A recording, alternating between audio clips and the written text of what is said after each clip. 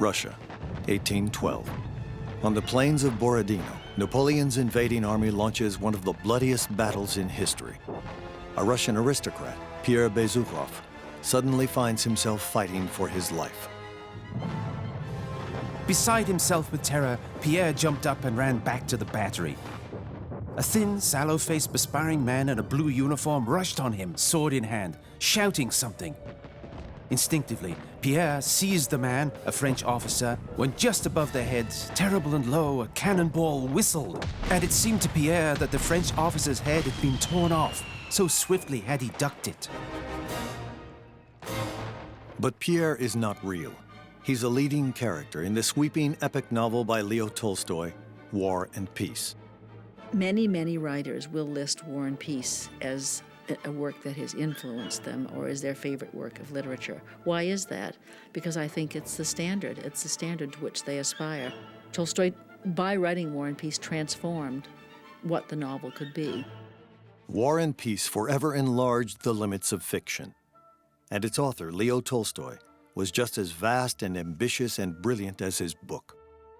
He became a great inspiration morally. I think equally he exists in the Western and in the Russian tradition as a moral thinker and as the greatest creator of Russian prose. You know, this is a man who remade himself over and over and over again in his career.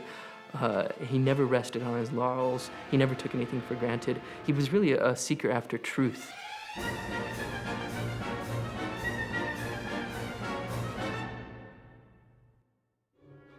19th century Russia was the largest, most undeveloped, and undemocratic country in Europe. Throughout the century, the Russian Empire seesawed back and forth between reform and repression, modernization and tradition. Tolstoy really represented and lived through the entire 19th century. He was born when Russia was still a serf-owning society. That meant that a very small percentage of reasonably wealthy people owned a large portion of the serfs, the peasants. Tolstoy was born into, what could be described as the very highest circles of Russian society. He was a count. His relatives were princes and other counts and countesses. An almost unimaginable level of luxury, servants to take care of his every need, from the moment he woke up until the moment he went to bed. Orphaned as a young child and raised by relatives, at age 19, Tolstoy inherited the family estate, Yasnaya Polyana, and its 330 serfs. With his wealth, he could have done nothing his entire life. Instead, he became one of the most prolific and revered writers and thinkers ever. Tolstoy lived in a world of extremes, but what would propel him forward were the extremes within himself. He was very dissatisfied with himself. He had a very sensual nature. This is such an elemental split in Tolstoy. He was a person who really loved earthly pleasures, but at the same time, he had a hyper-developed conscience that made him suffer. So you have I suppose everybody has this split between spirit and flesh, but that split was very, very extreme in Tolstoy. Like many other young aristocrats, Tolstoy gambled and lost vast amounts of money. He drank and visited prostitutes. Unlike many others, afterwards, he was racked with guilt. As the young Leo Tolstoy wrestled with himself, he began to keep a diary. He first found time to write while being treated in a hospital for venereal disease. His diary recorded his sins and his resolutions to do better. He wrote, "Disgusting, girls, stupid music, heat, cigarette smoke, girls, vodka, wild shrieks, girls, girls, girls, but absolutely the last time." And his first works of fiction actually grow directly out of almost a diary view of the world. His first work is called Childhood, and it's a novel that depicts the world from the point of view of a child, very convincingly. Another early book, The Cossacks, came from Tolstoy's experience as an officer in the Crimean War. He used a fictional character, Olenin, to describe his own feelings. At the age of 18, he was free, as only rich young Russians who had lost their parents at an early age could be. Neither physical nor moral fetters of any kind existed for him. He could do as he liked, lacking nothing and bound by nothing. This is freedom. This is one of the great experiments of this novel. What is youthful freedom like? And Tolstoy goes on to say that despite the fact that he loved this freedom, he had this freedom and he loved it, he was just looking for something to sacrifice his freedom to, but nothing came along. Nothing was good enough. Tolstoy was in his mid-20s when his early stories announced a powerful new voice to the world. But in the 1850s, it was a tiny, exclusive world. Only the aristocrats could read, and all the writers, a handful of men, knew each other. Ivan Turgenev took the lead in welcoming Tolstoy. Tolstoy, when he comes back, he leaves the Crimea, he leaves the army, and returns to St. Petersburg, and he's a star. Everyone knows him. He's invited to all the salons. All the other writers want to meet him. It's a clique. And if you look at those pictures, you have these pictures of Tolstoy standing with all the other famous writers of the time, and he's so out of place. Brilliant and arrogant, Tolstoy took pleasure in insulting Turgenev and the others. He could not take part in anything he wasn't leading. He turned his back on the social worlds of St. Petersburg and Moscow and headed to his estate, Yasnaya Polyana, which he literally ruled. Tolstoy would spend most of the rest of his life there, but he was lonely. He needed a wife. He didn't have a family life. He didn't have a mother. And he was dreaming from a very, very early age of what it would be like to have a wife and children and how ideal the relationship between the husband and wife would be. Sophia Behrs, daughter of a royal court physician, won Tolstoy's heart. She was 17 and he was 34. At his insistence, they married 1 week after he proposed. But first, he made her read his diaries, a chronicle of almost 2 decades of drinking, gambling, and illicit sex. She was horrified, but she forgave him. The great epic marriage of Leo Nikolaevich and Sofia Andreevna, a marriage that was marked by deep passion. There is no other major 19th century writer who made a pact with his wife at the beginning of their marriage to keep mutual diaries. That is, both would write diaries that are both intimate to each and at the same time available to each. Reading and writing diaries and fiction would form a cornerstone to their half-century-long, passionate, and ultimately tragic marriage. Tolstoy took his young bride to Yasnaya Polyana, 140 miles from her family in Moscow. 9 months later, their first child was born. There would be 12 more. Marriage and family settled him in a way that nothing else had, and Tolstoy began the most creative period of his life. He would write steadily for 6 years. The result was War and Peace. None of Tolstoy's earlier work could have predicted the book's range and depth. On the 12th of June, 1812, the forces of Western Europe crossed the Russian frontier and war began. That is, an event took place counter to human reason and to all of human nature. Some 1,700 pages long, War and Peace combines the huge, sprawling story of Russia's victory over Napoleon with the daily lives of several aristocratic Russian families. When he finished writing, Tolstoy announced that War and Peace was not a novel. We have to remember what Tolstoy meant by novel when he said War and Peace wasn't one. It was the neat European novel. These are novels that have a fixed number of characters where events occur according to a certain emotional trajectory. You don't introduce things that won't later pay off. Your women usually get married or die. Again, that's the conventional cliche. And you have men who pursue careers. What it is that makes War and Peace so amazing is that the people you really care about, the people that don't get killed off, like Pierre Bezukhov, like Natasha Rostova, they outgrow career ambitions amazingly quickly. What they become are spiritual searchers. Natasha was going to her first grand ball.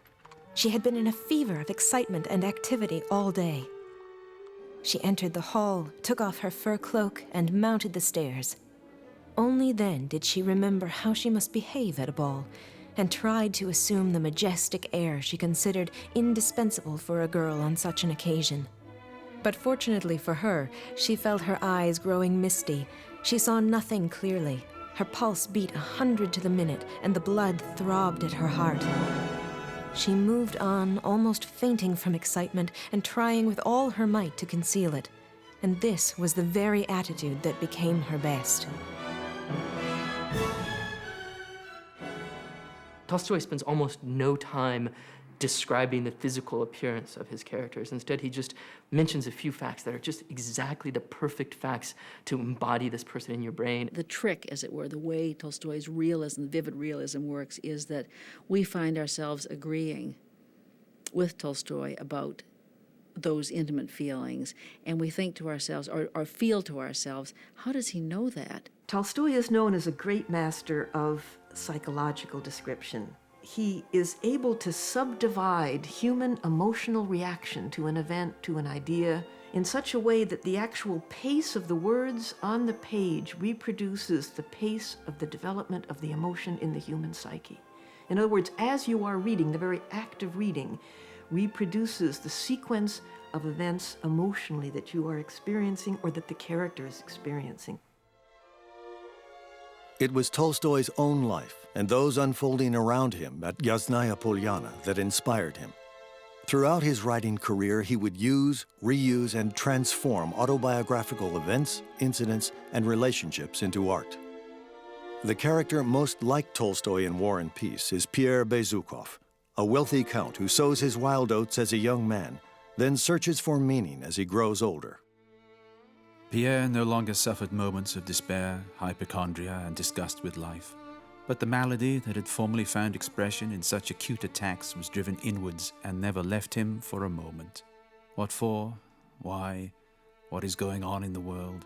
He would ask himself in perplexity several times a day. Nothing is trivial. Nothing is important. It's all the same. Only to save oneself from it as best one can, thought Pierre. The book follows Pierre for decades, through national crises and everyday events, until he finally finds happiness in family life. Though War and Peace is celebrated today, its first readers, who read serialized installments in journals as Tolstoy was writing it, found its scale and structure confusing. None of the readers of the journals in which the serialized portions appeared knew when it was over. People thought that entirely transitory characters were in fact the real heroes. And if the novel had stopped there, they would have become the real heroes. But in fact, there was no automatic closure principle in the realistic novel as Tolstoy understood it. There could always be another chapter added. War and Peace is interrupted at points by long philosophical digressions that have absolutely sometimes nothing to do with the events. So you'll be reading the story of Natasha, and then the chapter will end and you'll turn the page and there'll be a long philosophical essay. Part of life is thinking about life. It was fitting that not only would there be this description of life, but there would also be these abstract reflections culled from the world that he had created. So it was supposed to be all of life and therefore every genre. War and Peace, in both its stories and essays, ultimately found meaning not in the great events, issues, and people of history, but in the small activities of everyday living. In a letter, Tolstoy wrote, "The aim of an artist is not to solve a problem irrefutably, but to make people love life in all its countless, inexhaustible manifestations." During the 6 years Tolstoy spent researching and writing War and Peace, Sophia not only gave birth 4 times, but kept the household going so that he could write. She was a very, very efficient manager and organizer, clearing the decks so that Tolstoy could do his work. She provided the material conditions so that he could go on and produce 90 volumes of writing, which we have today. But Sophia did more. She actively helped him. Beginning with War and Peace, she wrote by hand clean manuscript copies for him to revise, a process that, along with their mutual diaries, bound the couple even more closely together. Sophia copied the entire manuscript for War and Peace 7 times. By the end of that process, Sophia and family life had become the absolute center of Tolstoy's world. He would make them the center of his next book, Anna Karenina. In Anna Karenina, his family life and his observations of Sofia Andreevna and her family added immeasurably to his understanding of the female character and of whole sides of life that he had really not known intimately before. Anna Karenina, finished in 1877, tells the overlapping stories of two families, one happy, one unhappy. With its more conventional subject and structure, it was quickly hailed as a perfect novel. In Anna Karenina, the Tolstoy-like character Levin asks, "What am I, and where am I, and why am I here?" Tolstoy supplied Levin with answers, but after devoting 5 years to the novel, he could no longer find answers for himself and fell into a deep depression. He said, "I wrote everything into Anna Karenina, and nothing was left over." When you're this kind of an autobiographical writer, you're always mining yourself. As you use the material of your own experience and your own soul, you become a bit alienated from that material. So you're constantly using up that precious spontaneity of your soul. Tolstoy's despair went much deeper than creative exhaustion. In his diary, he wrote how suddenly everything that had been important to him no longer mattered. He wrote, "Very well. You will be more famous than Gogol or Pushkin or Shakespeare or Molière or than all the writers in the world. And what of it?" And I could find no reply at all. After Anna Karenina, he became disgusted with writing that first of all dealt with just profligate society, ladies having affairs, which is what he came to feel Anna Karenina was, but also writing that entertained, that catered to the sort of consumerist or escapist appetite in readers. It was a reflex against the theme and the style of the Russian novel that he himself had perfected. Despite his newfound contempt for writing, Tolstoy faced his personal crisis the only way he knew how. He wrote. The resulting deeply personal work was called A Confession. He talks about how he undergoes a spiritual crisis, and even though he's a world-famous writer and well-respected and has a family who loves him, he's tempted to commit suicide. He says he has to hide his shoelaces so he doesn't hang himself, and he gives up hunting so that he doesn't have the temptation of shooting himself. And then he begins to read the Gospels and finds in them truths that he thought he always knew but had never really understood. Even in the wild days of his youth, Tolstoy had been drawn to Christianity. At age 50, he decided he found the answer to his spiritual crisis in Jesus' Sermon on the Mount. He announced, "I alone understand the doctrine of Jesus." Tolstoy kept his Christianity simple. No miracles, no Son of God, no rituals or institutions, just words of wisdom to live by. And he would choose the words. This is a man who, in a deeply conservative religious nation, decides to rewrite the Gospels. He had a different idea of spiritual accomplishment than many reformers. You didn't topple governments. The only thing that mattered was how you toppled your own weaknesses. That is, you had to begin and end, and that "and end" is the crucial phrase here, begin and end with individual human reformation. Known by then as one of Russia's greatest writers, people paid attention to everything Tolstoy said, wrote, and did. In the early 1880s, he set out to practice what he preached and began to radically transform every part of his life. I think he began to understand that he might be able to accomplish more in his own person than he could accomplish through his works. And it was part of what led to the great tragedy of the end of his life. He began to have to be an actor. He gave up wearing fine clothes and went around in his idea of peasant costume.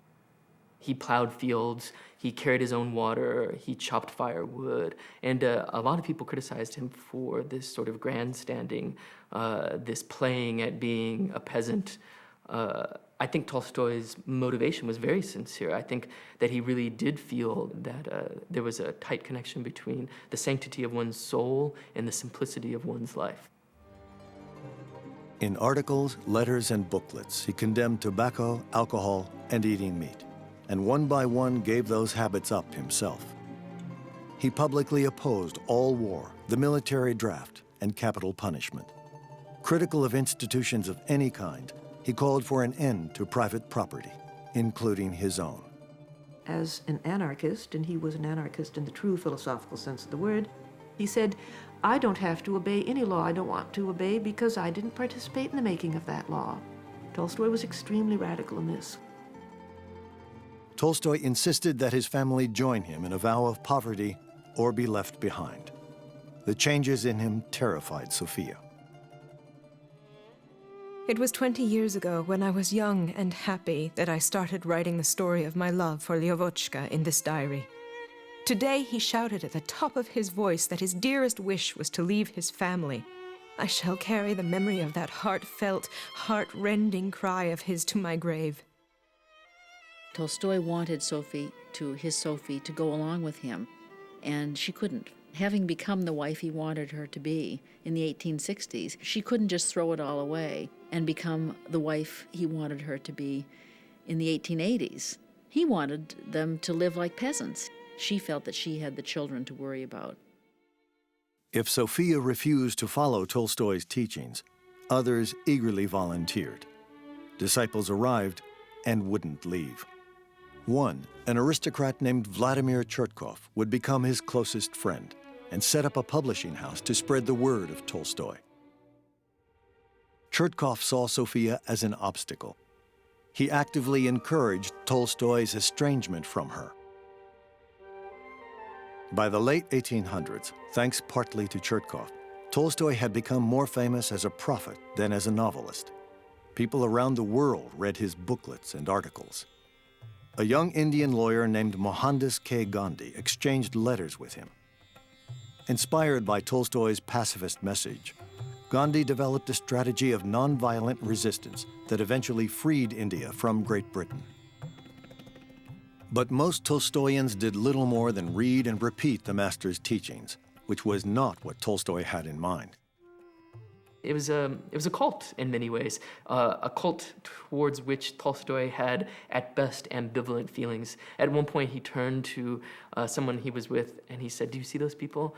They call themselves Tolstoyans. Do you know what that means? That means that they have absolutely nothing in common with my philosophy." The Tsarist government looked on Tolstoy with alarm and began to censor almost everything he wrote. Competing forces of change and reaction had been rocking Russia since the serfs were freed in the 1860s. Tolstoy's teachings directly challenged the Tsar's authority. People began to say there were two Tsars in Russia. One was Leo Tolstoy. The Tsars were no fools. As one of the last Tsars says, I'm not going to add a martyr's crown to his glory, so they don't touch him. Tolstoy often said, I'd love to be forced to sit in a stinking jail, he said, just to suffer for my beliefs. I know that my followers are arrested for following me, but no one will do me the courtesy. The Russian Orthodox Church eventually excommunicated Tolstoy, which delighted him. While many cheered him on, others, like composer Peter Tchaikovsky, thought he was wasting his life. Tolstoy is for me the dearest, the deepest, the greatest of all artists. But this concerns the Tolstoy of yesterday, who has nothing in common with the exasperating moralist and theorizer of today. Tolstoy did continue to write short stories, novellas, and one final novel. Almost in spite of himself, his spiritual beliefs and his genius came together in these late works. Tolstoy made fun of people who just read things, especially his things. He wanted things to be engraved on the psyche, really change your life. He wanted human beings to become, in and through the process of reading, better human beings. But the unifying vision of Tolstoy the writer was beyond the reach of Tolstoy the man. His personal life was in turmoil, and his family was collapsing around him. As the years went by, Sofia Andreevna, who was a highly nervous, intelligent, sensitive woman, became mentally unbalanced, really, because of the kind of disruption that especially Chetkov and the Tolstoyans were causing in her family. There was no way that a woman, or perhaps any intimate, could survive alongside Tolstoy, given the path he chose to take. Being Tolstoy was finally perhaps too much for Tolstoy himself. Pressured on one side by Chetkov, on the other by Sofia, and still driven by his own relentless questioning, Tolstoy snuck out of his house in the middle of the night, October 28, 1910. He was 82. He boarded a train, but fell ill near a village called Ostapova. He was carried into the station master's house. Within hours, the entire world knew. Camera crews arrived to record the great man's final hours. He'd written many, many times about his desire to just leave home and become a wanderer, become a beggar around the world. And people were waiting for it. It was almost like, people would read the newspaper in the morning to find out whether or not Leo had finally left home. Everyone knew it was coming. The real victim of that final escape was his wife, Sofia Andreevna. Tolstoy's doctors refused this companion of his, this mother of his children, this maker of his home, this in many ways co-maker of his works, refused her access to her own husband until he had sunk into his final coma. She was only allowed into the sick room after Tolstoy could, by all eyewitness accounts, no longer recognize her. And this was a most terrible burden for Tolstoy's widow to bear.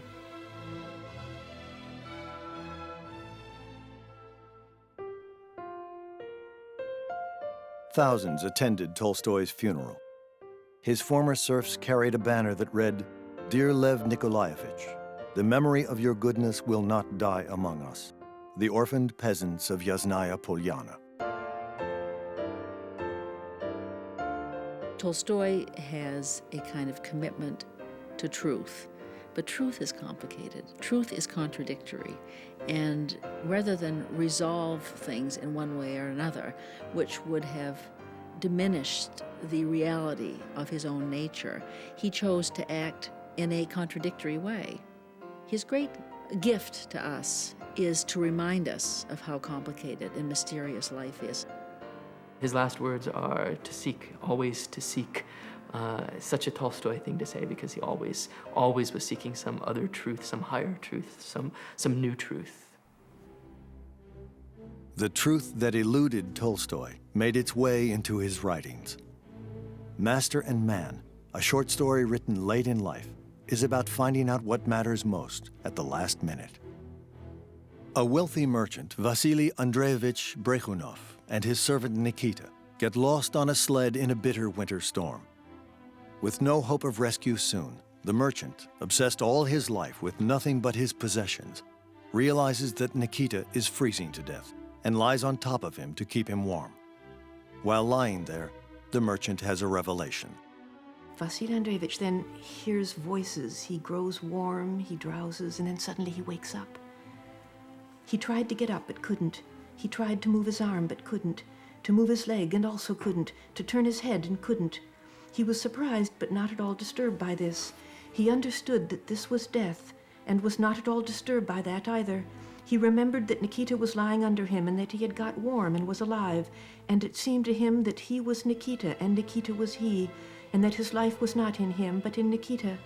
He strained his ears and heard Nikita breathing and even slightly snoring.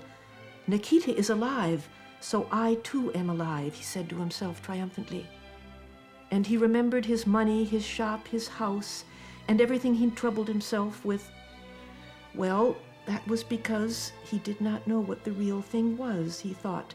He did not know, but now I know, and I know for sure. Now I know.